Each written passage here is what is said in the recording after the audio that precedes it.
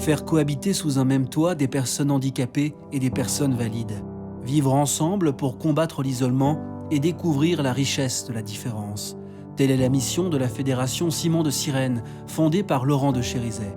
Cet entrepreneur humaniste a pris conscience de la fragilité des êtres le jour où sa sœur a basculé dans le handicap suite à un accident de voiture. La société moderne, avec ses compétences, son efficacité, arrive à garder en vie 40 000 personnes en France chaque année qui, jusque dans les années 80, décédaient. Qui sont ces personnes? C'est des personnes qui ont des graves accidents en cours de vie. Et donc là, il y a une très grosse question très douloureuse, qui est le pourquoi. Pourquoi est-ce qu'on nous garde en vie, chacun de nous, on est tous en risque, dans une société dite postmoderne qui nous résume l'enjeu de la vie à notre efficacité, notre performance? Vous avez mis en place quelque chose d'assez extraordinaire, des maisons partagées dans lesquelles cohabitent des personnes handicapées et des personnes valides. De quoi on se rappelle à la fin de la journée, à la fin de l'année, à la fin de notre vie? On se rappelle des bonnes bouffes, on se rappelle des moments d'amitié, on se rappelle des moments qui nous ont fait du bien. Et préparer un repas ensemble quand on est à des rythmes de corps fragilisés, ça met 2 heures, et on découvre que c'est 2 heures de rigolade. Peut-être que la tarte, elle va être cramée, mais il y a quelque chose qui a un goût extraordinaire. Et là, c'est ce qu'on a expérimenté. C'est qu'il y a eu un jour comme ça, une audace de dire « tu n'es pas que ton handicap ». Et comment se passe cette vie partagée? Alors, chacun a son petit logement, avec sa kitchenette, sa salle de bain. Et au centre, il y a 70 mètres carrés, salon, salle à manger, cuisine.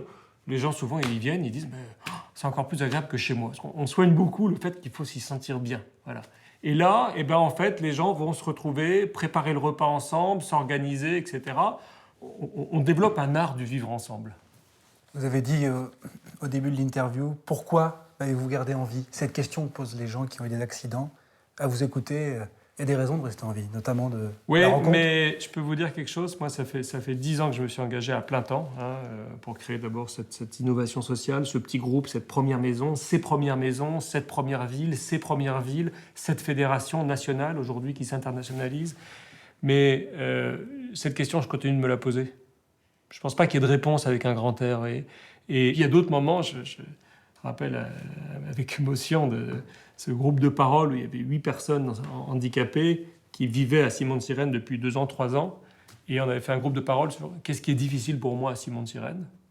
Donc parfois ras-le-bol du collectif, ras-le-bol du vivre ensemble, etc. Et puis, deuxième question, qu'est-ce qui est bon pour moi à Simon de Sirène?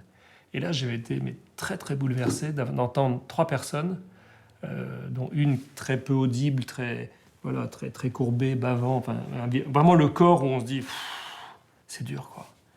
Et elle avait dit, c'était redressé, elle avait dit mais ici, je suis un vivant.